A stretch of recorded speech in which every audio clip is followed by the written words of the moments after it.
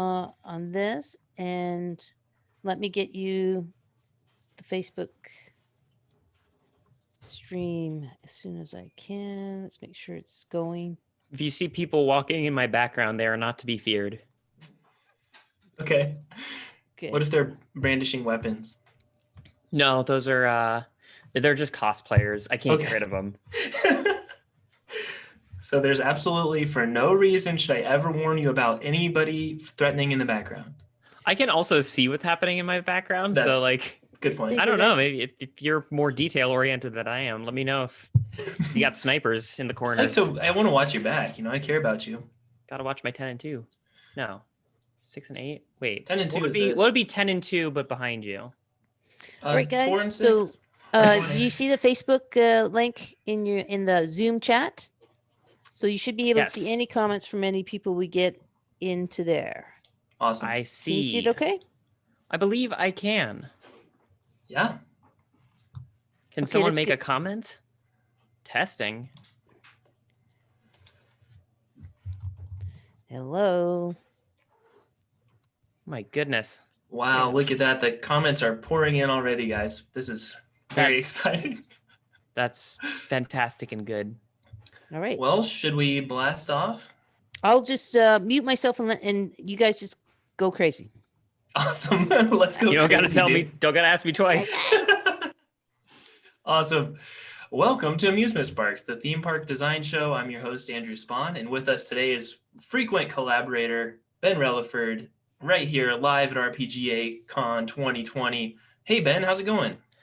Doing all right, man. I drove a lot today, but I'm getting pumped up to talk about some theme parks. Yeah. So this is a show for those of you who haven't tuned in before. Totally reasonable. It's not a very big production or anything, but it's a brainstorming show. Like each episode, my guest brings some kind of topic, and we just brainstorm like an immersive theme park around it.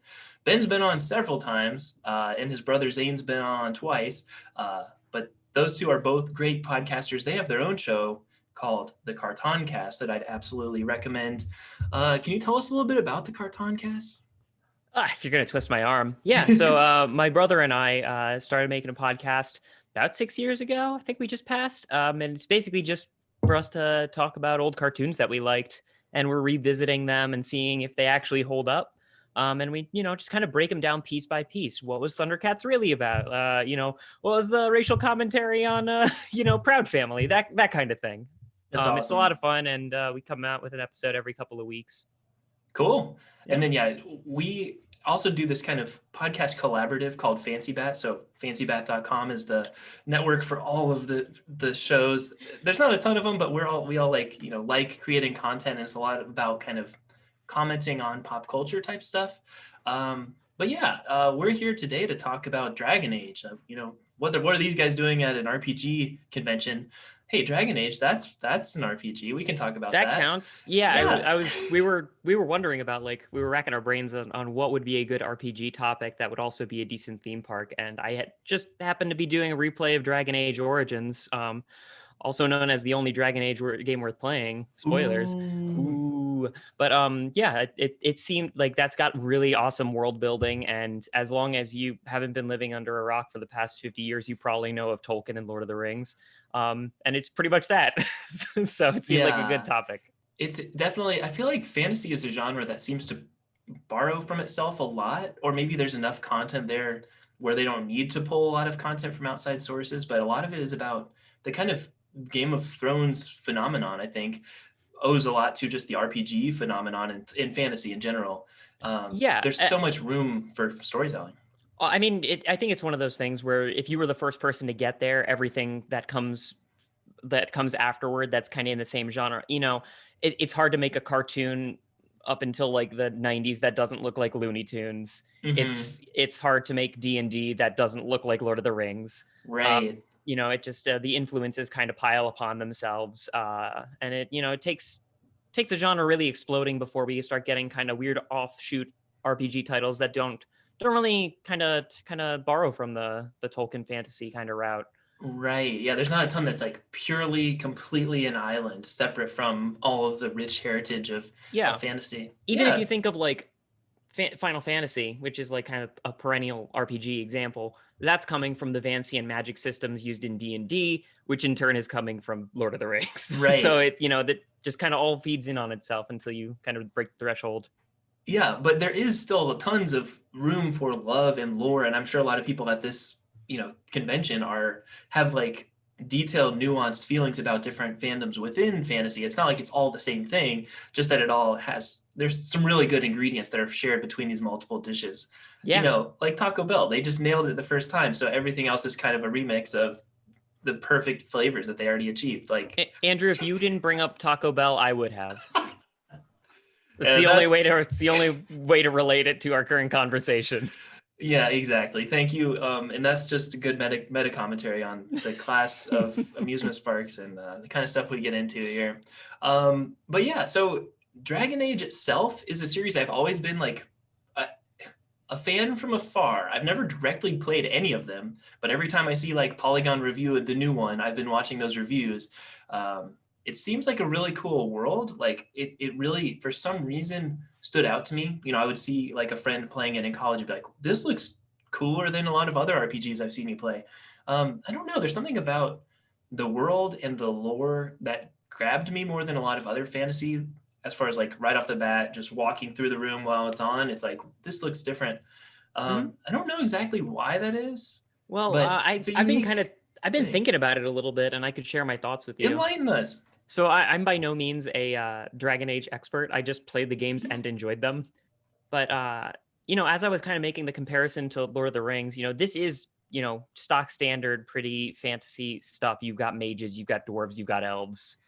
That's basically what you've got. And even the story in the original Dragon Age is pretty similar to Lord of the Rings. Right. You start off, you're chosen to go on some epic quest to defeat a great evil, and the evils that you fight along the way aren't really even from the great evil. They're just kind of politics in the way, getting Gondor getting the Gondor back together, like the A-Team.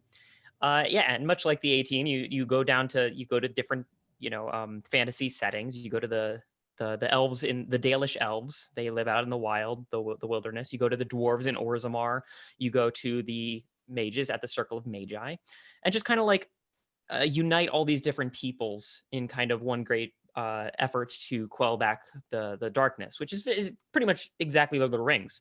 Where it differs is that everything feels a little more integrated to me than Lord of the Rings did. Like, I don't know what the hobbits in the Shire think about Gondor or Mordor, other than like this vague sense of, I would rather be in the Shire because that's where the food is, but in Dragon Age, everything is pretty good, well integrated. People in Orlais have, hear stories about the Korkari Witch of the Wilds. There's this kind of lore that permeates through everything, and everyone's got pretty strong opinions on everyone else. The Circle Mages absolutely despise the Chantry because they're like magic police. So it's a little bit more integrated than that, and that's where the role-playing elements really thrive to me. The agency to be able to go to different places and explore this village and talk to individuals, kind of like you can in most RPGs. Like, that's, I think, what gives it an advantage over just pure fiction, like a novel, is that you can kind of find your own perspective within there and hear different people's perspectives. It's not just a linear story, which hopefully reflects multiple points of view, like Song and Fire and Ice. But you get to choose to do that. It's a lot of choices you get to make. A lot of it reminded me a little bit of Witcher 3, The Wild Hunt, where there's these disparate areas, White Orchard, Skellige, but you shouldn't tackle them in any order because there's like a level cap. In Dragon Age, you can go to Orzammar first and get in real tight with the dwarven king and explore the Tigers way before you ever encounter any elves, and that kind of gives you a pretty different perspective on the politics involved in between them. You have a very different experience, a very different background coming to the game if you're a mage, where everyone seems like they're just trying to kill and or jail you the entire time, versus if you are like a noble in Denerim for whom mages are a means to an end. Wow. Yeah, so I have many points. I am very impressed. That's a really good point. And we have done kind of fantasy theme parks on this show before. It's, believe it or not, a lot about role playing, putting the park guest in the role of a character, which is exactly what this game series does. You get to kind of choose from a limited number of character customization options, but then you can kind of have a little bit of a branching tree as far as making decisions about your character. I assume we'd want to do that for the park guest. Do you think? I think so. And here's where I think it could get cool is, let's say that there's, I'm gonna go back to a specific, then I'm gonna broaden into an idea about the park as a whole. Let's say there's something you can do at the Circle of Magi. Let's say it's like a Pink Floyd laser light show going on in the sky or something. Like there's some sort of like magic-ish kind of sort of movie going on in there, or like a science museum type of setup with like a lot of like magic experiments.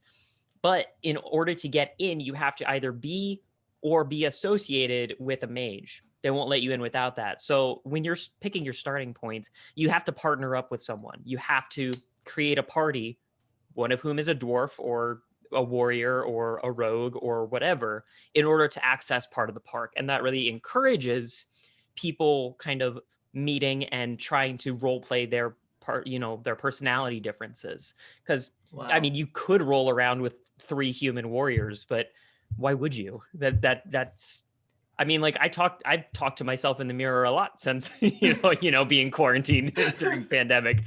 The shine comes off the apple pretty quickly. I was just gonna say, you just drove to this theme park with 3 human warriors. Like you're kind of tired of that. Yeah, don't drive there. No, you meet someone there. You there could be like low level kind of interactions going on early on, and you can try to find somebody, could looking for group, put your placard in the air like it's an auction and be like, all right, I'm a mage, I'm an elf. Who wants to tangle? I think that's fun. And it doesn't have to be as awkward or stilted as like an early MMO where you're just like standing near some kind of portal waiting for the right person. Like those moments are not very fun for me. They're always like kind of clunky, like a point where the gameplay has kind of failed the storytelling, or the mechanics and the fiction it's like, what is this? But I think having a tavern or something like that, or like make it feel more like a Renaissance fair where it's like, this is a gathering place of people. And if you're looking for a certain kind of person, maybe you put your red bandana on your neck or whatever. There's like a code for like, I'm looking for this kind of class of person. I was just thinking that there could be a different mechanism to group up with other people based on how much you want to really inhabit a character.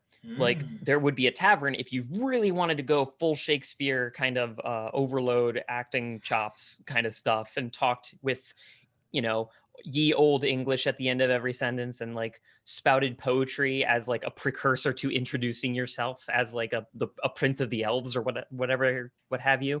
I could see Zane doing that. I mean, let's not get into what Zane would do with this kind of power. But if you just like, it's my day off, I heard this place was cool, does anyone else want to do this with me? Maybe you like sign up for, like outside the tavern, there's like a list of people. And so you can kind of choose maybe your own involvement in how much you want to role play it. Although, as a person who plays D&D a lot, I would say that it's more fun if you try to role play a lot. Yeah. You try to not act like yourself. Yes, as someone who has struggled as a player of role-playing games, it's way easier if you just abandon your pride and just dive into the character and realize these people aren't here to judge you, It's here, you're here to support each other and all be in character. So yeah.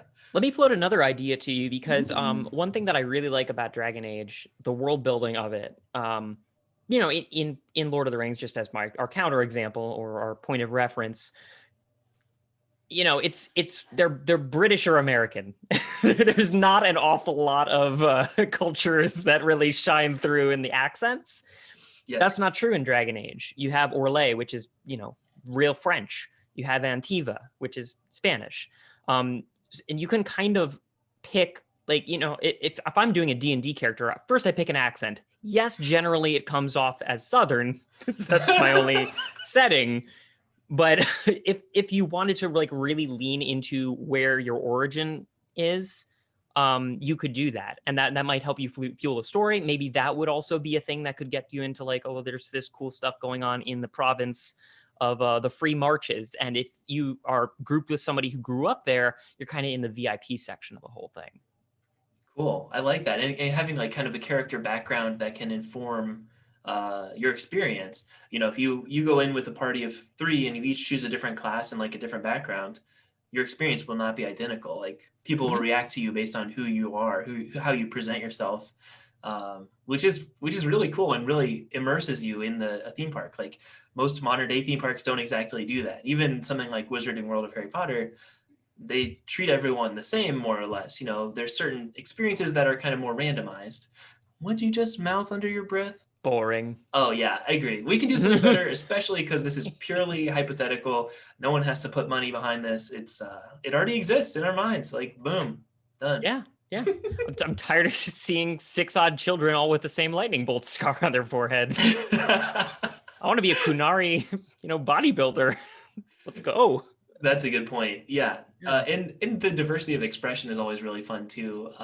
Because I don't know, I almost like the idea of pushing people to not just play as themselves or like not letting them play as themselves. Whenever I DM, that's what I kind of like. I don't care who you are, just don't be you.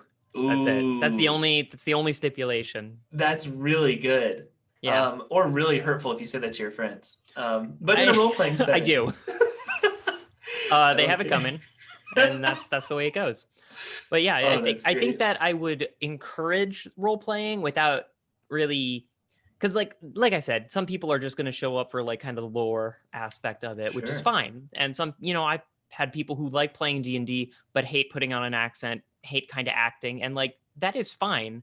But you want to be around people who are kind of, hitting you on that metric. You don't want to like force everybody who attends your theme park to play in a specific way. So I think what I would do is not like reward role playing by like, here's drink tickets or something by like whoever is running around in a bark spawn costume, handing out drink tickets or whatever. Like I wouldn't want that. I would just want like, if you wanted to role play, your reward is the role play. Like if you're doing it, it's because you want to, not because there's like an extant motivator within the park. I just want the park to be there for whomever wants to experience it in whichever way they can. That's beautiful, and also allows people, like if you're in a party of people, like you bring your parents there because you're 12 years old or whatever, they can hang out in the chantry. I'm not interested in partying with my parents. You can go have fun. Like I think that would work here, and I think also it'd be cool to have park employees who are basically NPCs, so to speak, or quest givers, people you can interact with, and like if they can tell pretty quickly if you're fully in character, and then I don't know, they can kind of react to the level that you're coming at them with. So if you're fully in the right dialect and wardrobe and everything, they'll give you a different experience than if you're just like dressed like a typical tourist with like a Hawaiian shirt and like sunscreen on your nose and stuff, and like they're gonna be like, are you looking for the bathroom or the gift shop? You know what I mean? Yeah. They can like meet you on your level a little. That's just experience as a park employee. Like you know who wants to interact and who doesn't. Like that's just going to come with practice, I think. This is a random question. How would you tell if someone is a park guest or just a really like hardcore, if someone is an employee or a really hardcore park guest? Is there a way, should we have like a beacon over them or some kind of lighting thing? Because it could be weird if you don't know who works here and who is just really like a quest like exclamation point above their heads. I don't know. Or they're standing on a ring or something. Maybe there's just certain like markings in the environment that they stand near. That gets a little tricky. At first I was thinking in the lore of Dragon Age, mages are seen as like the original sinners. They're like the women of the Dragon Age universe. Right. That's interesting. So to speak. They're the ones who got everyone kicked out of the Golden City, which, created the Darkspawn. So they're kind of paying for their ancestors' mistakes, even though it's not really an ancestry thing. But there's like a mage police that are controlled by the main religious church order known as the Chantry. And these mage polices are called Templars. And my original thought was maybe that the people, and Templars tend to have just gigantic armor because they have to be like ready to throw down with the mages if stuff breaks out. But as I was thinking about it, like having the park employees be Templars, if you wanted to kind of integrate it with the story, you'd have to have them treat mages really poorly, which seems like a a bad foot to start on. So I'm not sure. Maybe it would just be like, this park is, these are the, you could have them be Grey Wardens of the park. Grey Wardens are kind of like the chosen. These are the people who, these are the people who are tasked to fight the Darkspawn. You play as one in the original Dragon Age Origins, the first game. So maybe you would say that they are Grey Wardens, and they would all have like a griffin emblem on their jacket to denote their Grey Warden status. Cool. Yeah, I like that. I also am not against the idea of just them being Templars and like kind of discriminating against certain types of people. It would be that would be some method acting there. That'd be pretty cool. And I mean, I would enjoy that. Right. Like everyone would want to. I don't know. I would want to be a mage if that was the case. Of course. This is kind of one of my complaints with the Star Wars experience as far as the Disney theme park part. Is like, in the Star Wars universe, it's very hostile, and like people are not nice to everybody else, especially like, we don't serve your kind of stuff, like they say to the droids on the Mos Eisley. But Nerf herders get a real short shrift. That is true. I assume. Especially if you're scruffy looking. But you can't be scruffy looking. Tighten that up. I think if you go to this theme park, the Star Wars one, they're going to be nice to everyone who walks through the door. You know what I mean? But maybe here we could have like a little, that's just kind of part of the culture. Is like, we're trying to push limits and kind of get improv-y here. And some of that is going to be a little uncomfortable for there to be like growth and make this feel like a different thing than everything else out there. I mean, it would feel like part of the world. You would have stepped into a different world wherein the discriminations of this new world are very apparent. Mm-hmm. Something I've talked about before on the Cartoncast. I don't remember which episode we talked about it on, but it was something to the effect of, if you have discrimination in a fantasy setting, it is easier to talk about discrimination in general because you don't have that bias, that baggage kind of from our own culture coming toward it. Like if you want to talk about the institution of slavery of Black people in the world, you have a lot of baggage coming into that conversation, which might be good, might be bad, but it means that we're all kind of aware where we're starting. Right. If you talk about like the Kunari occupation of the Tevinter Imperium, like and kind of talk about the subjugation of the different peoples involved there, it's a little easier to kind of sink your teeth into because it's just it's just for fun. Totally true. So coming to the park expecting to get discriminated against because you're a mage, I think I could handle that. I don't know if everyone commits, like, people are going to be upset about what they're upset about, but like that feels like prime role-playing real estate to me. And an interesting conversation starter too for discussing kind of like privilege and stuff. And like, what does it feel like to be discriminated against for the first time if it's not based on just your skin tone or your background or anything like that? It's like, no, this is a thing you chose. You chose to be a mage today. You chose to come to this theme park. I don't know. I think that would be an interesting conversation starter. I'm not saying that now you have a PhD and you're ready to discuss, any kind of racial issues with anybody. That's not the case, but at least you have one example of like, yeah, that sucked. I didn't like how that guy wouldn't let me through that door or whatever. It could. I don't know if I'd want to go too deep on it. And also a different problem emerges, like how do you have the people who are discriminating against you also imposing what the rules of the park are? Like, what do you think is role-playing versus what is actually a rule? So maybe that's not a great idea. That is interesting. Maybe we could have different kind of classes of park employees. Like some of them are Templars. Some of them are just kind of, basically they could be different classes, and certain ones are going to have different histories with different classes. Like we kind of talked about what's really interesting about Dragon Age. So if there's someone who is really pro mage, they see a mage come in, they can give them the real truth on what the situation is. And they're gonna be like, hey, the Templars are going to say you can't do this, but you won't get arrested for it or whatever. They're just mad at you. Oh man, that seems like an administration nightmare. But I think that the better part would be to do the Grey Warden thing, where like anyone in the game can be a Grey Warden. You can be a rogue, you can be a dwarf, you can be a mage, you can be a human, whatever. It's just like whoever is tasked to serve.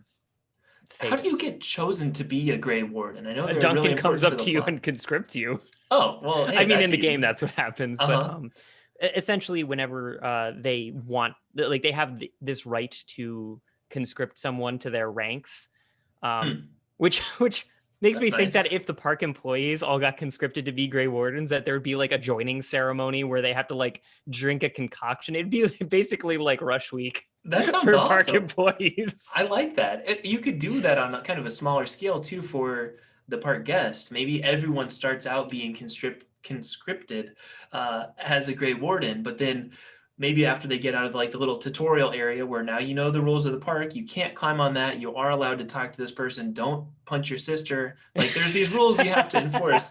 But once you've gotten over that, like you've got through everything, like okay, we're all equals, we're Grey Wardens, we're going to send you out into the world to achieve various quests on behalf of this group. So then you leave and you go in the real world, and then people can be mean to you and whatever.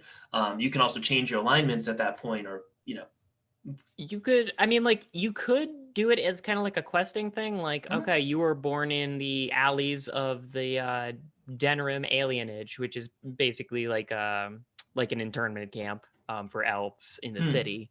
You're being conscripted in the Grey Wardens. Your job is to like get out there and like, help kind of like bridge the culture gap between where you grew up and where everyone else grew up.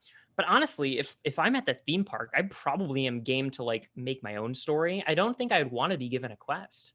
Cool. I love that. And I mean, it can be as open or as guided as we want to. And maybe there's kind of like a beginner area or something like that. Oh, you could choose your difficulty almost. There you go. How would we do that? Would it be different locations? Like this trail is the well-lit one versus that's the dark, scary trail? Like we could do it diegetically. Yeah. I don't, maybe difficulty is not the right slider, but you could have like how much do you want to handhold through this? Yeah. Whereas like if for real little kids or like people who just want to like check it out and don't really want to take part in it, you could have kind of like a tour guide of sorts who like, this is a sister of the Chantry. She's here to impart upon the park dwellers the history of the world as seen through blah blah blah's eyes. But if you are like, I just want to get in there and experience that, the reins are off. You're not given a guide. You just kind of make your own way. That's awesome. Yeah, it really, the thing is, it really depends on people to kind of come to it with the intent to play a role. I don't know how much you would actually want to be. The park I'm envisioning is for people who really want to like experience the park in like an immersive way, not to kind of, I mean, you can, walk through it and just kind of like be there just to be there. But I would really want to encourage an environment where you get more out of it the more you put into it. Yes. And I don't think that blends well with like holding your hand too much. Right. No, that's a really good point. And I do like the idea too of making people a little bit uncomfortable. Like I think that encourages growth. If someone's like, I don't know about role playing, I've never done this before, then just kind of pull out the rug from under them and see what they do. And then you'd be like, see, you're doing it. Like, I think that could be a real like blossoming moment for a lot of people where they're like, hey, this is cool. Actually, I want to get more into this. Well, I mean, I don't want to be abrasive, but like if you do go up to an area and like somebody is giving you the no sell, like there could be a script that you're holding to. I don't think it would be too hard to do that, such that you like it's clear to you. It's like, oh, my backstory is not wanted here. Why is that? Like I'm gonna want to figure this out. What did your backstory tell you? Like what's going on in your neck of the woods? Why are the Dalish elves hated in the city of Denerim? Why did they talk to you like that as opposed to like me? They'd let in. They told me check out the tavern. What's the difference here? What's going on?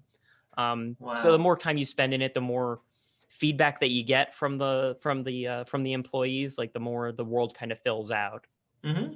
And you could have a lot of employees too, like maybe a lot of people who you don't even like, they're kind of undercover almost. Like you're like, that guy was really helpful. We got arrested. We met this guy in jail. He was super helpful. He helped us like, getting arrested at a theme park sounds so like the notion of being in a fantasy setting and getting arrested is one that it's cool storytelling. Yeah, I mean, like I think there's a part in the first game where you get arrested. I think it's called Fort Draken. You basically get taken by the tyrant that controls the main human city because you are politically disadvantageous to be running around and kind of like stealing his spotlight. So you get captured, and then your buddies have to like bust you out somehow, or you got to break and escape. That's cool. I don't know how that would. Yeah. Like, what do you get arrested for? And there could be different jails belonging to like different groups of, individuals, like different cultures kind of have their own version of jail, where if you're not fitting into their culture, you can get arrested and go to jail for being who you're supposed to be in that town. It can be kind of interesting to put like kind of like double standards. Like there's different sets of rules in different areas, just as a way of adding to that conflict and that kind of like distrust of different kinds of people and stuff. That would be an interesting thing to put people through. But then that also might help if for like someone who is kind of doing the no-sell thing, like they're not acting, they're not in the role at all. You could be like, let's just send this guy to jail, and there's someone in there who can like really walk him through it, or like give him some tips that might make this more fun for that person. I think that throwing your park guests into a jail is not a great idea, but I do like this idea of like, based on who is interacting with you, you get a different message. So like, let's say, I'm just going to use the jail example just because it's the one that made me think of this, but like, you can import this idea wholesale and put it somewhere else. Let's say you do go into the jail, and the warden is a human, and he's dealt with too many elves in the alienage, and you've got an elf background, so he's just like, this is where elves go, and wanders off. But maybe in the next jail cell, there's a different park employee, and he is an elf, and he's like, listen, I know exactly how to get out of here. And he kind of gives you a different way to get out. Whereas if you're a human, you're like, what are you in for? And you can say it's just a big misunderstanding, and he'll let you out because he's warmer to humans. Right. So maybe that idea of just like, it would be a little hard. Like, I don't think that it would be easy to teach park employees like this range of ways to interact based on like who they're talking to. But it is maybe a neat idea to kind of think about it to a greater degree. Yeah, that could be really interesting. And it could maybe just be more simplified than that. Like there's a certain icon or emblem that you wear, like to show your certain alignment. And then people are just like, oh, this guy's got the blue one, so I'm going to treat him this way. And I think the park guests could be really cool. Like if we get people with some like role playing or theater experience who can really like sell the world, because it's not all about just like fancy graphics and roller coasters and stuff here. Like it's more about the human connection, or different races being played by humans in our reality. But I think that'd be so cool to have it be really immersive and conversation driven. Because in these games, you just kind of choose from a couple different options as far as like dialogue wheel or dialogue tree or whatever. It's classic BioWare dialogue trees. Yeah. Right. But in real life, you don't necessarily have that. Like it's going to be a little bit more of a gray area of like, would this hurt this guy's feelings? Is this going to get me what I want? Would this start a fight? You don't really know. It's more of a judgment call for both of the parties involved. I think maybe to make it not too antagonistic is to have a background that some park guests are warm to, or like this is a category of backgrounds that they are warm to. And if you're partnered with someone that has like the warm option, you are able to kind of do more in the park. Like let's say you go to the dwarven city of Orzammar, which is an underground dwarven gigantic metropolis.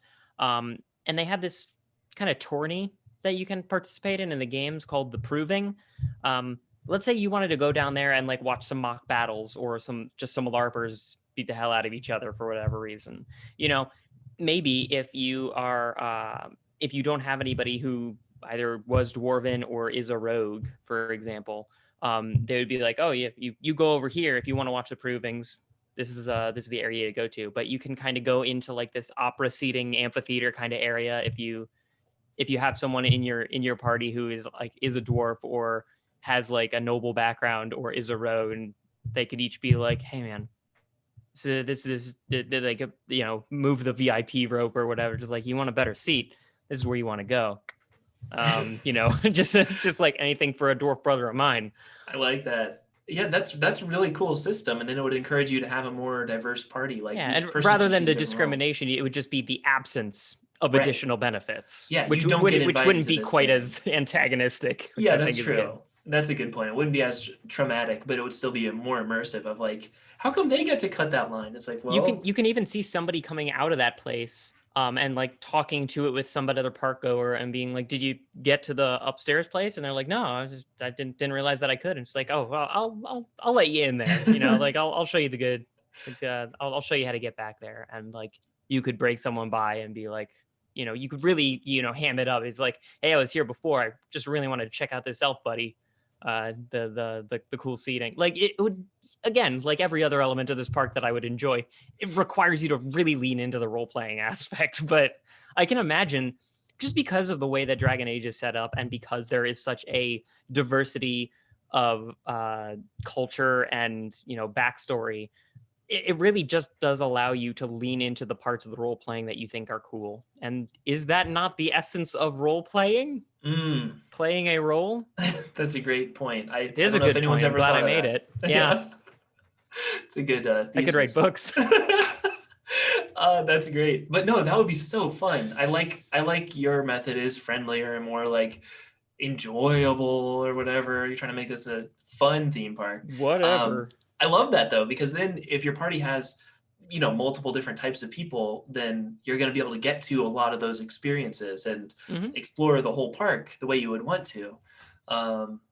Yeah, it also incentivizes forming a group. If you went there by yourself, it's like, you can explore this third of the park all you want to because you're welcome there, but then you have to kind of know somebody who knows somebody in order to get into some of the more exclusive or like, behind the scenes, or not behind the scenes, what am I saying? Behind the velvet rope type places, like you were saying. I love that. Right.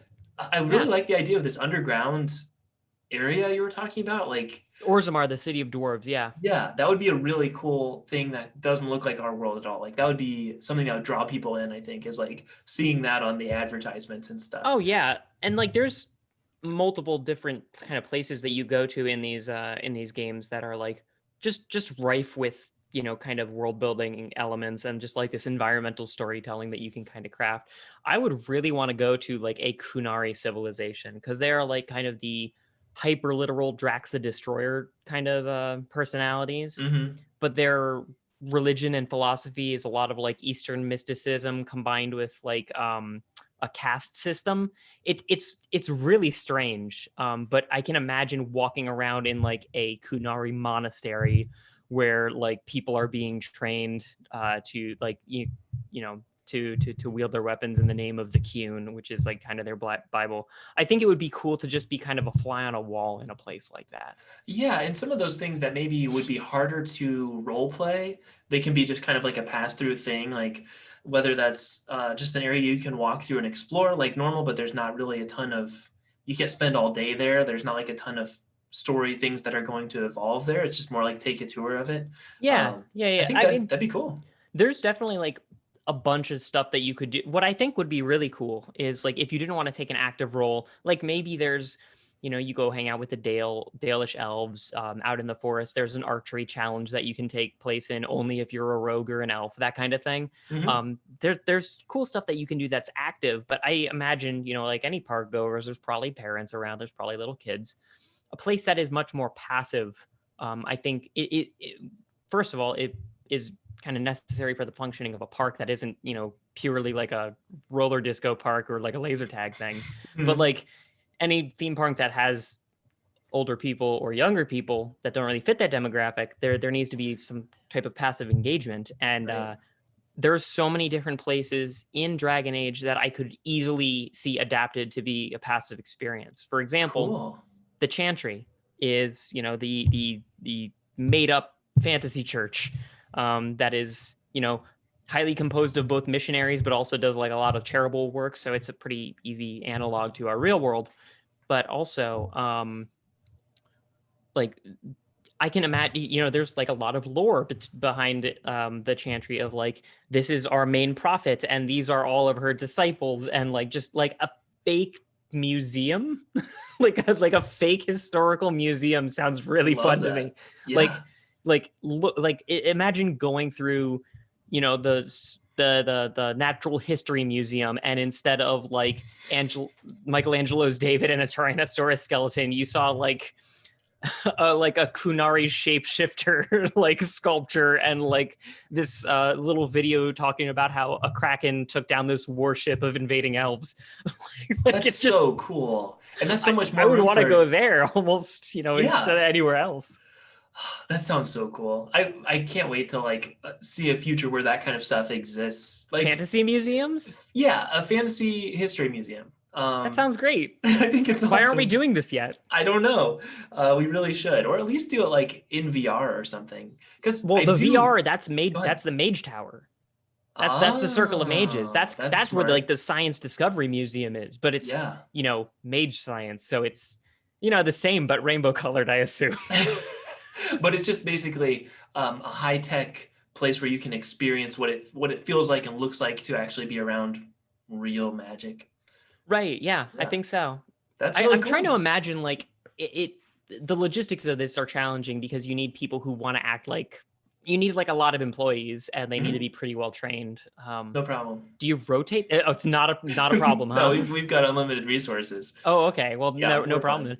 No. But I can imagine the person who like wants to rotate their posts. Like, I want to be a mage today. I want to be like I want to be rehearsing the Chant of Light today. That's how you do the ticket taking, by the way.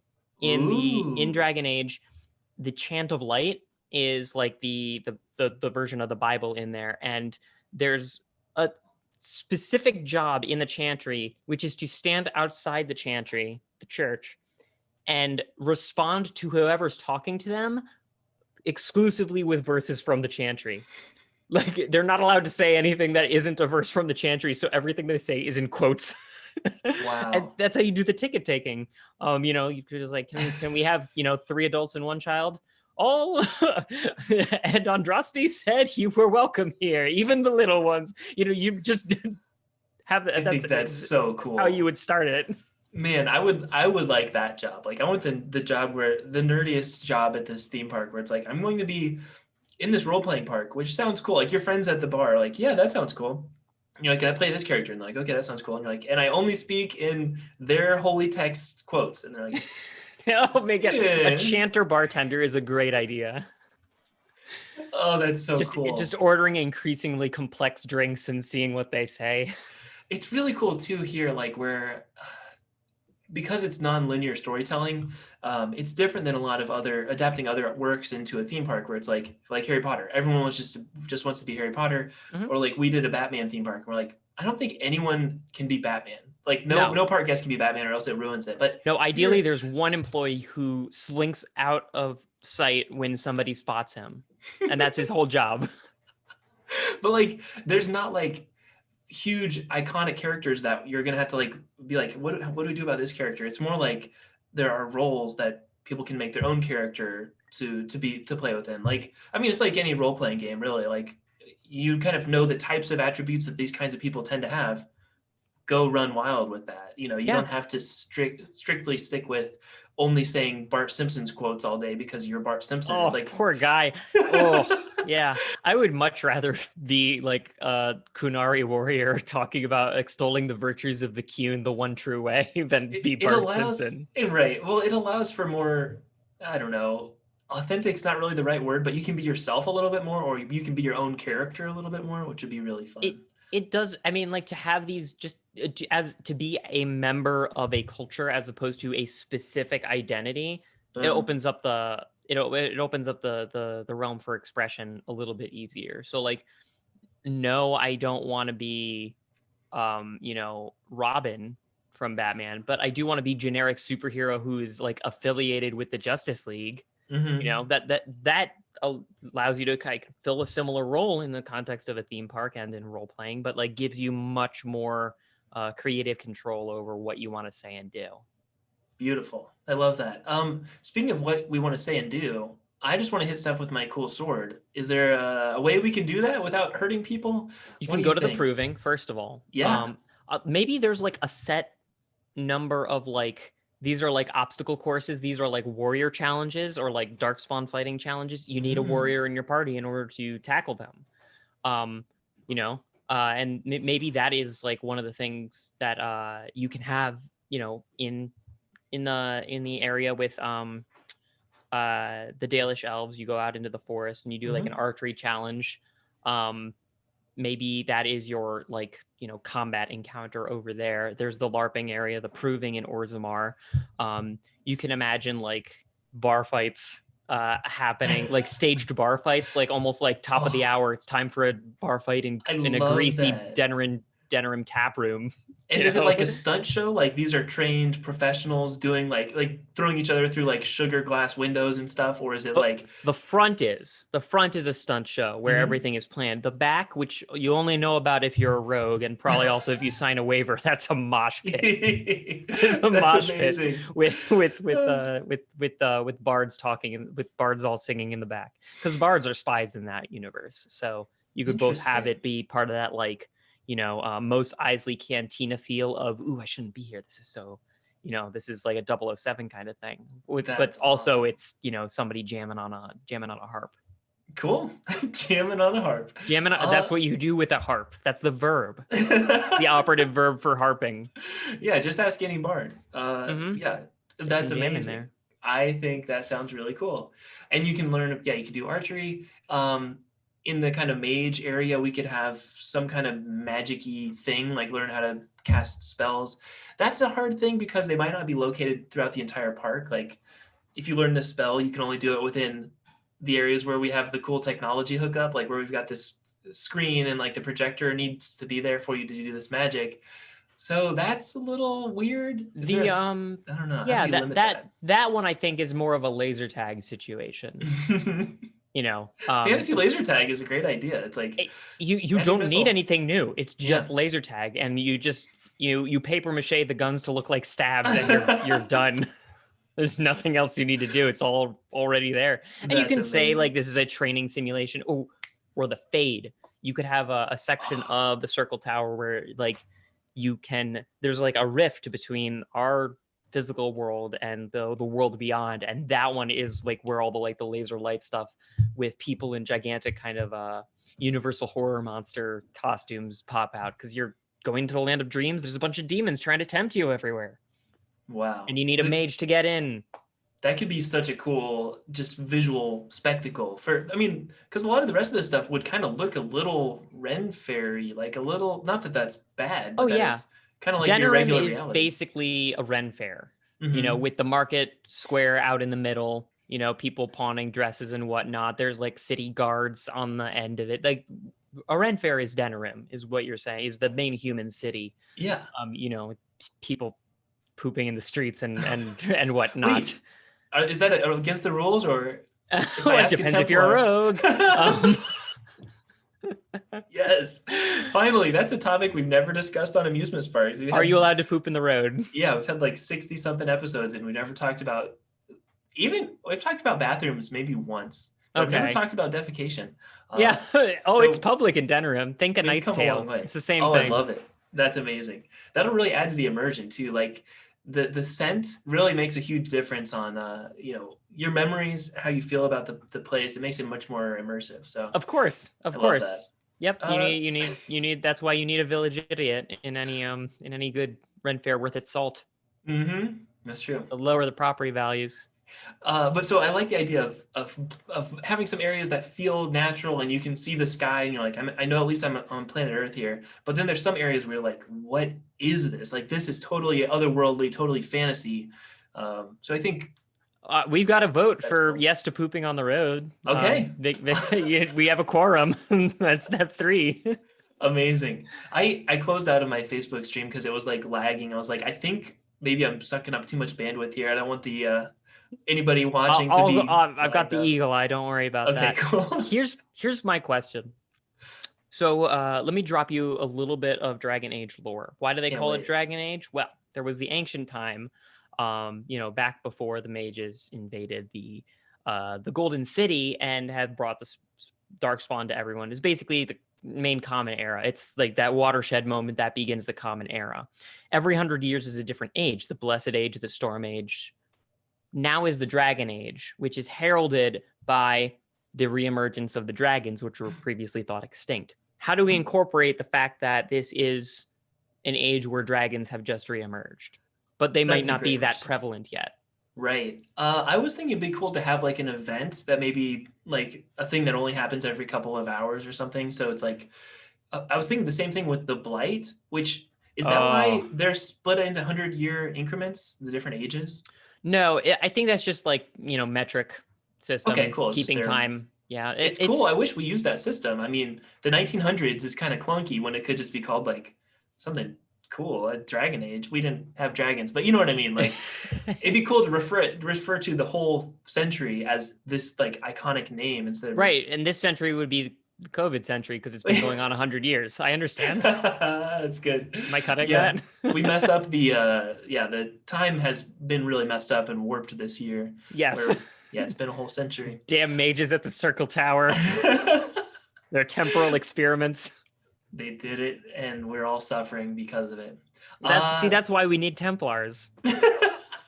They let the mages, those dirty mages, get away with Those dirty mages. Their hedonistic robes and ideas of independence.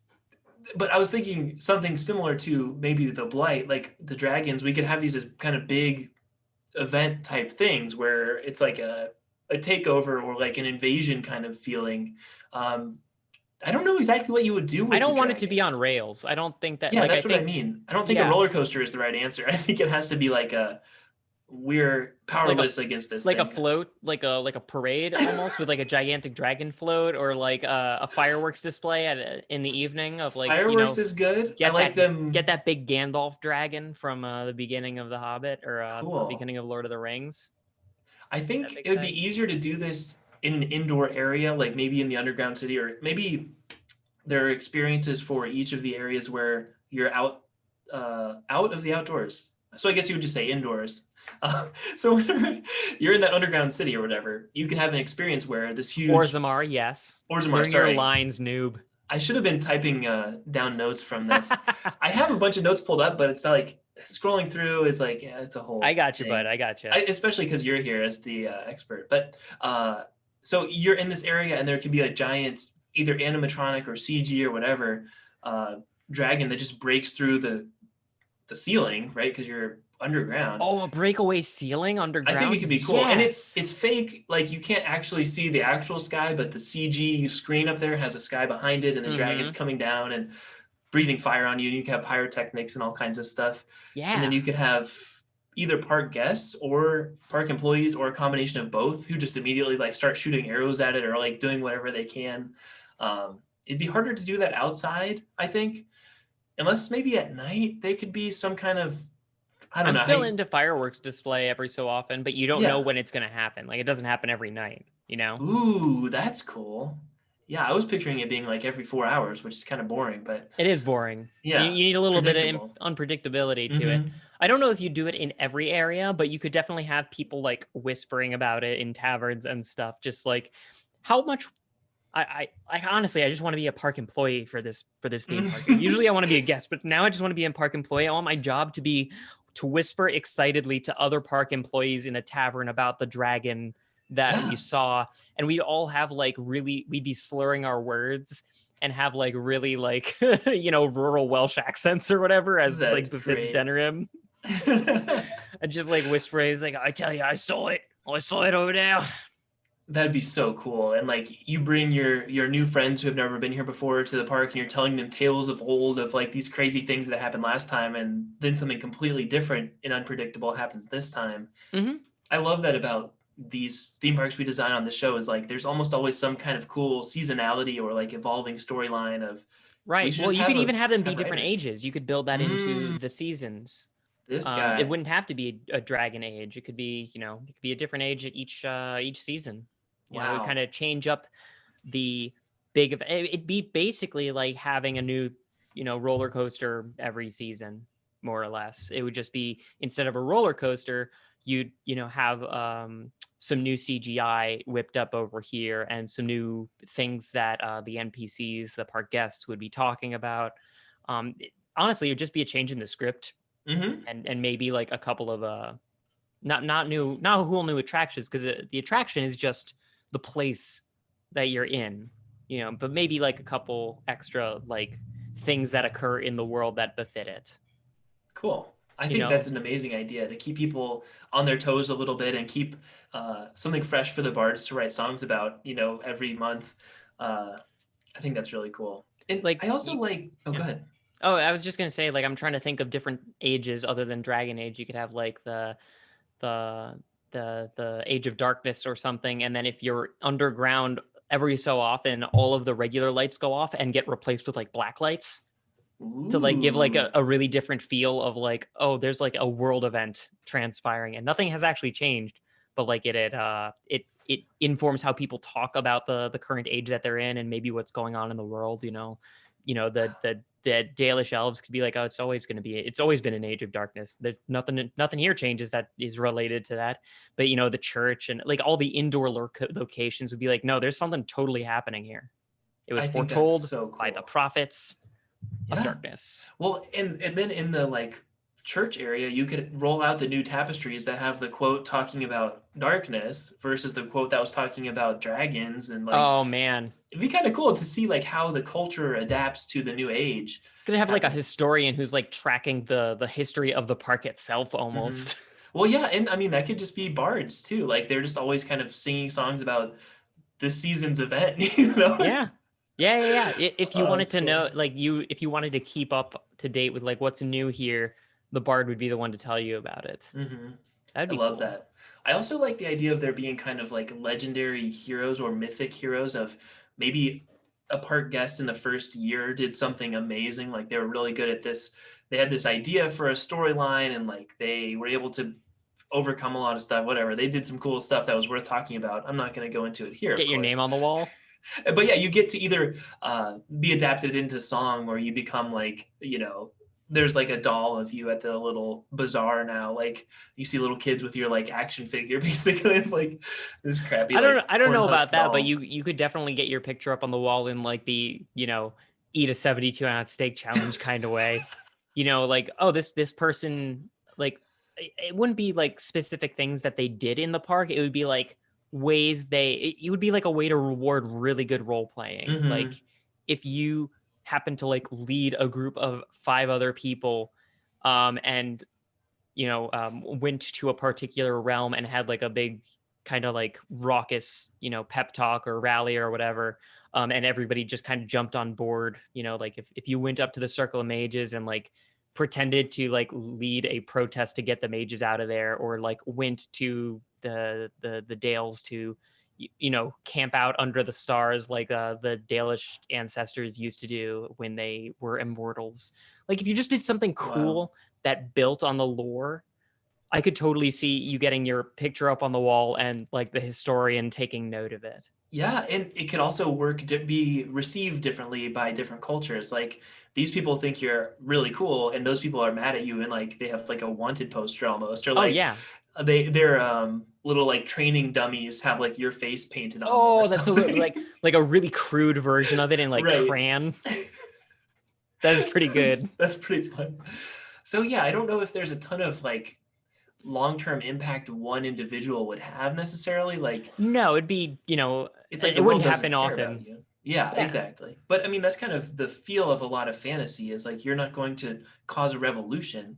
You might be remembered for something for at least a generation or whatever, but I think that's pretty cool. It would feel like the environment is much more powerful than you or any of your party members, really. Yes. I also think it's cool if we did like, if we're dragons against like 100 park guests is a really fun idea, even if it's just a CG dragon, and it's like how many times do you click your remote at the screen and then like the 100th person won, like, oh, the killing blow was dealt by this person. That is cool. That would be pretty fun if it's like this guy. That would be in the laser tag area. That would definitely be in the laser tag area. I can also imagine like it could be like you could have like a single combat feature in the proving where like you if you happen to be like a real professional LARPer and you want to go up against the champ, I think you should be able to do that. And like if you happen to beat him, get your name on the wall for that. That's awesome. How cool would it be to be a professional? Like that would be your job. That would be awesome. Is to beat children with a foam mace. I think there's age brackets or something, maybe. No age brackets. Oh, that's amazing. Just dumpster that 5-year-old. I'm okay with that. This is Okay. all hypothetical anyway. Yeah, so I like the idea of, I don't know, giving people a lot of different ways they can explore and kind of tell their own story. Yeah, I just want to go to that fantasy museum. I just want to go to a museum where fake events are being talked about as though they are historical events. Right. And if you're a nerd like us, you can just go there every single time and see what's changed. Or if you're a combat nerd, you can just go, you can get the season pass and just keep fighting the champion until you eventually win. There's all kinds of like fun things you can do here. And I think it's also interesting to think about if you were going here once a week over the whole summer or something, how it would be cool to see how things evolve and how things change. And it's like, this is a new song. I've never heard this bard play before, even though you're like, you know, a groupie of this bard or whatever. You're following them around to like every tavern. Like Orzammar is still Orzammar, but you could, like, the devil is in the details. You could have like different kinds of things being talked about. And you could be, you know, introduced to different elements of the park based on like the backstory that you chose. Like if you decided, okay, I'm going to be from the Tevinter Imperium, let's go Magocracy. And then like you get spit on in the streets by the Chantry because like that was the big counter clash. I'm getting into a lot of weird lore here, but you know that would be the idea. Is like what I would want from this, because like I think the height of this is like immersive, interactive role playing. Is I want to get something different back if I am giving something different out. Yeah. That's so great. Like a casual, you know, role player might get everything they need just by walking around and experiencing it. And like, you know, you could just say, yeah, I'm a rogue and an elf. What do you got for me? You know, you don't have to actually role play it, but like if you wanted to come back multiple times and like really lead into it, I think that it's more rewarding if you can really muster up the energy to like try to act like whatever your backstory is. But you don't want to get rid of people who don't feel like doing that, because not everyone has the same level of engagement. Like I played D&D with a bunch of, you know, munchkin dice roll and combat crunchy encounter kind of people, and that's valid. You know, you're allowed to do that. Just don't also have like the real theater drama nerd cosplayers in the same location, because they're just going to hate each other. So you pick your own party based on what you want. Then you have it's about it. Expectations and like transparency of what you're looking to get out of this. And you have to accommodate both. And there could be a thing like when you first walk into the park and you're still in your normal civilian garb from the real world, there can be an area where you're learning about the lore of the world and maybe choosing your background a little bit and choosing what class you want to be and what race you want to be and everything.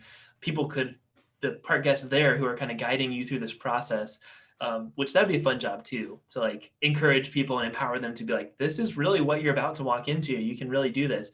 Oh man, how great would it be is if like you started like telling somebody the way that things happen in this place, like your tutorial, your guide or whatever. But if you just decided that you didn't want much of a guide, like some other park employee comes out and just like just takes him down. like they're part of the Chantry, and they're like, okay, we're going to spread the chant of light. This is how things work here. And then just like a mage cop pops out of nowhere, and it's just like the crows send their regards, and you get shanked in the middle of the street, and they just have to stay there for an hour. That's their job now, to lie down in the middle of the road dead until everyone's out of the scene. Exactly. That's really funny. I think that's cool. Like add a call to action or something. Like your tutorial guide just got killed. What are you gonna do? That's the other great thing about Dragon Age is like it's so grim. Like yes, it's fundamentally a story about light prevailing against the darkness, but like there's a ton of things in it that you're gonna cause tragedy one way or another. Oh, you side with the Chantry? Guess what? The mages are gonna be really upset. Like it's a gray morality system. You are in the game, you are fighting for the lesser evil a lot of the time. Yeah. So like I like that about the games, is like kind of that down to earth. Listen, these things are like more complex than they appear. You don't realize the harm you're doing.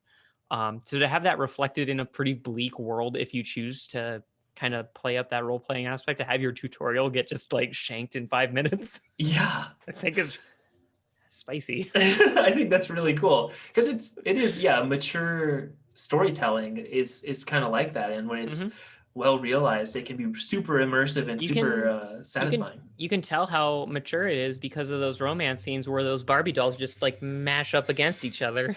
Make them kiss. It's basically Barbie doll physiology. Yeah. I was curious what your thoughts are. Is there a romance system here, or no, you creep? Okay, fine. I didn't. Don't make me say things. What's wrong with you? Oh, okay, fine. I guess you're right. You're allowed to spark up a romance with. I do not want this theme park to be impromptu prostitution, laundered prostitution. Isn't it though? You have to unlock it with the story, story wheel, the interactive dialogue. Yeah, that's an odd topic for sure. Let's move away from it. Yes, sir. Right away. Okay, so combat, romance. Oh, another thing I was really wanting to bring up. As a Spawn myself, my last name being Spawn, what are your thoughts on the Dark Spawn? How would we do something with them? I was chewing over this, and I like the idea of them being like a world event that you don't directly interact with. Like, people coming by in like kind of the more desolate one-off towns or whatever. Lothering is famously destroyed by Darkspawn in like the first game and within like 20 minutes of getting out of Lothering. Like they're just a mile back and waiting for you to leave the town so they can roam in and just start tearing up the AstroTurf. So what I think would be cool is some places that are not as well defended. The idea behind the Darkspawn is like it's going to get almost everywhere. Like it's a lot like Pirates or Viking Raiders or anything. Like unless you're in a castle, your village is going down.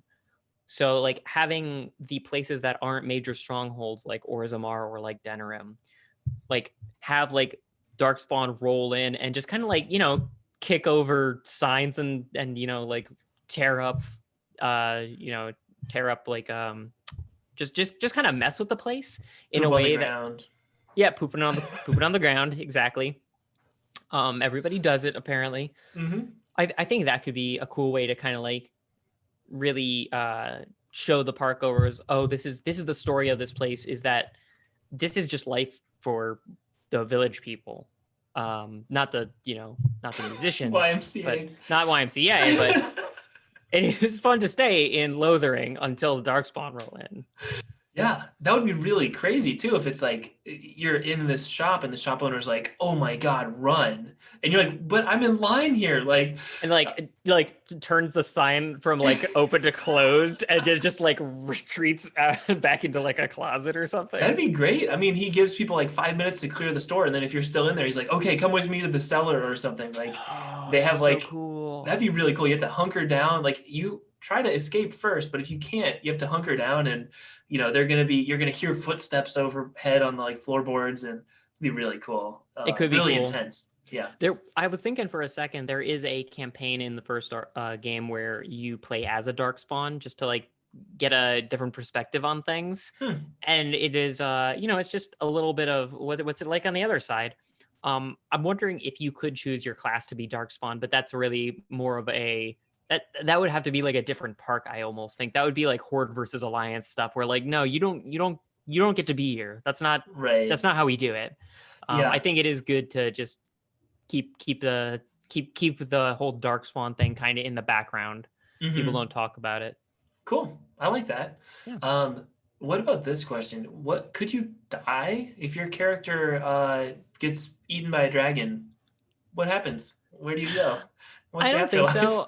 I don't think so, but like, if you really wanted to, like they went into the Fade and had to be revived by a mage. There is a mage in game who kind of is in tight with his Spirit of Justice and has like a lot of healing abilities. So you could do it diegetically if you really wanted to, but I don't think it's particularly necessary. You were wounded. Right. You rubbed some red stuff on your wounds and now you're good. Cool. I like that. There's I will say in the game, health poultices. You know what a poultice is? It's something you slap on your arm or whatever to like make the wound not as bad. But the animation is absolutely you drinking a potion. It's complete nonsense. Just scarfing down poultices one after another. Was it a typo? Maybe they're like potion. Maybe it hurt. It feels like a mistranslation, does it not? Yeah. But that But game it was was BioWare. in an English-speaking area, I'm pretty sure. Yeah, it's a little strange. Maybe it was an inside joke, like I don't know. We could speculate, but that's We that's could. fun. I like that a lot. I like the idea that this world is so big, it doesn't really care about you. You're not going to revolutionize anything, but it's also not going to kill you. It's like you're just there. Like, yeah, you're just part of it. Yeah, you're kind of insignificant in a way, which would feel cool. Your party is more significant, but as an individual, it's like it's a hard world out there. Yeah, you just experience what you can out of it, and I think that's totally fine. One thing I wanted to mention, there's some confection options that are kind of nice. There is a bunch of like lore about both drinks and the different kinds of drinks that like different elves favor wines, people in Denerim like wheat beers and stuff like that, and the dwarves are all about like are all about like more like kind of earthy like Pabst or like Miller Lite or like pretty cheap like grog and that sort of stuff, whereas like in Antiva they drink brandy and they're very highfalutin or whatever. So like I think you could also get like a lot of good storytelling done, like if you had kind of like a snack and bar area in each of these different locations. Yeah. In Ferelden, famously, the cooking is terrible and everything smells like wet dogs. Oh, which is like great. And that's your main location for the first game. And like whenever you meet someone from a different culture, they're like, God, everything smells like dogs and garbage here. Man. And everybody who lives there is like, oh yeah, that's the smell of home, baby. I'm kind of getting some vibes from a theme park that we designed together, the Dark Souls one, where it's just like, this Prepare is just not a good place to be. Yeah. Dark Souls. What was it called? Park Souls. Park Souls, prepare to have fun.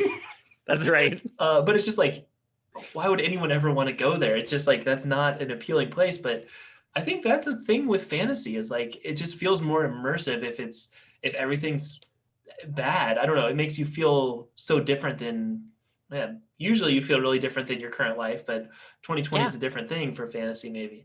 I just really like the idea of like each of these different places has such a cultural identity, and based on what your food and drink preferences are, you may favor one part of the park over another. Like, I think that's great. If you're way into confections, you gotta go to Parvolin, where all the Kunari are, because they're major sweet eaters. They love it. They love cookies and cakes, but they, don't have those hedonistic impulses that lead them to actually creating confections of that kind. So it's like almost like a forbidden secret.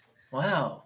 It's super really cool too. Yeah. And that could be a way of, if you're arrested, you're in the elven jail, but you can, you have a big thing in common with the jailer or the guard. Like you both love the same kind of food or the same kind of music or something. You can like talk about these like in-world things that you have in common aside from just race or, whatever. And you might be able to talk your way out of it or make friends based on those kinds of things. Yeah. I think the flag, such as it is, would be, do you have a common background? And then whatever you say, they're just going to let you go. But again, this is where you can really leverage the role play of it. So like, if you really wanted to go like, I hate these jail cells. That's the smell of iron. Why can't it be back like in Antiva where everything smells like leather and infidelity? Just like, and have like the jailer pick up on that and be like, all right, brother, let's get you out of here. Wait, I thought you said we weren't doing the relationships thing. Well, I mean, infidelity is just, that's just drama. Okay, it's all it's all neutered drama. It's fine. Okay, cool. That's good. Well, yeah, I don't think there's any need to do like roller coasters or like the things. It's not that kind of park. It's not that kind of park at all. No. Yeah. I do want kind of a river area where you could go on like a raft of some sort, like a boat. The Circle Tower in Ferelden is in the middle of a lake, but that's not really the thing that I'm thinking of. I'm thinking some like rapids out in like the Anderfels kind of area, which is sort of like the Sweden, sort of Norway, that whole region, kind of like the frigid north sort of area. Are there sea monsters? Like, would this want to be a ride kind of thing where there's... I don't recall sea monsters from any part of Dragon Age. Rivers are not really like traversal heavy that's true. things in that, but I think it would be really cool to even try to expand on the lore somewhat Right. by creating that. And just, theme parks, it's good to have a river. It's good to have a flume ride. You can That's make up true. a reason. That's the great thing is like the lore is so deep that you can make you can make up whatever you want. That's why you can continually come out with like Star Wars offshoot paraphernalia, and it all fits because the world is just so big and accepting. Exactly. And Dragon Age is like the terrestrial fantasy version of that. Beautiful. Well said. Is there anything else from Dragon Age that you'd want to make sure we squeeze in here before we do our little outro? Let me think for just a second. I'll sing a song to distract the audience. Oh, okay. No, I'm just kidding. You have to do the chant of light to distract the audience. I wish if I had my lines. Hey ye.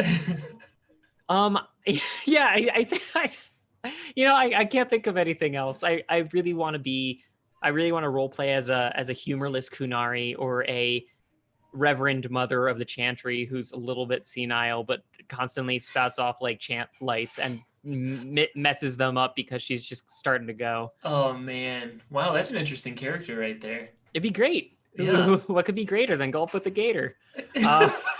What?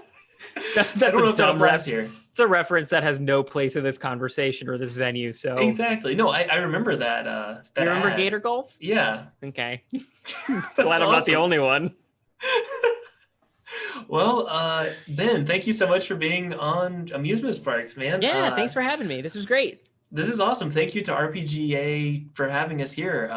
Online cons are cool. I mean, it allows us to travel good hard internationally sell. real quick, Vicky's here. Yeah, Thank you so much for all that you've done for I've been setting here the this whole up. time, and I'm just like, you need to get Dragon Age cartoon like toilet paper for the people pooping on the road. Complimentary toilet paper. Nope. It's one Well, guy with a great. shovel. One guy with a shovel. Oh, Oh boy. One guy with a shovel and one guy with a hose. What we call a mobile bidet. And it's a cold hose too. It has to be a cold hose, yes. Ben, I don't have indoor plumbing. I was going to ask, don't you have an upcoming role-playing podcast that you're gonna be a part of? Yeah, I am actually. So let me do some rogue advertising for that. It's actually just started. I don't think episodes have really dropped yet, but it's called the Lost Omens podcast. And it's me and a few other people doing a Pathfinder 2 adventure. And I get to play as an orcish monk who is also a pirate. But he doesn't do piracy. He just Is he constantly. Southern? He's not Southern. I'm not sure what his accent is yet. It changes every episode. Ooh. I'm not sure whether or not that reflects upon his fractured backstory or whether I'm just bad at it. The concussions, maybe. I don't know. Hard to say. He's also a janitor. Oh. He fights with a mop. Wow. Okay, I'm gonna have to tune in. I listened to the trailer. The trailer is on Spotify. Yeah. It's like a that's minute exciting. long, but we've done like 8 episodes already. So like we're gonna have a long run time. They're each like an hour each. Everybody is so good. Like I'm honestly like blown away by how good they are at role playing. So like if there's any interest for Pathfinder 2, which is a very elegant system that I've been enjoying the hell out of, go check it out. Lost Omens podcast at the Professional Casual Network. Cool. Awesome. And you can find Amusement Sparks in your podcast app or amusementsparks.com or on social media as Amusement Sparks. But again, thank you to our RPG Alliance Con for having us out here. This has been awesome. you're welcome. Thank you for joining us. And Debbie thanks you. Debbie, my cat, thanks you too. Is your cat invisible? Right. Your cat is fading in and out of the fade. She's a ghost cat. She is incepting the rift between worlds. I love it. That's awesome. There actually is a demon cat in Dragon Age, which is pretty great. Really? Oh yeah. Demons go wherever they want. Wow. Oh, it's just like it's a cat with like violet, glowing eyes. It's like very Dr. Manhattan. Man, that's a really cool idea because cats are so otherworldly anyway, and so inhuman. Like a dog could be just a person. I agree. Cats are very inhuman. That's my thesis. That's what I'm going to do some more research on. Studies suggest that cats are different than people. Well, thank you for having us. This is great. You're welcome, and I'm glad you can see my cat. Yeah. Only sometimes. Her paw in my mouth. It's a elder abuse in a very bad way. Thanks a lot, guys. I'm going to go ahead and end the live stream and end the recording. And thanks again for being part of the RPG Alliance. And And good to have you. Awesome. Thank you so much. Thanks for having me. Bye. Bye.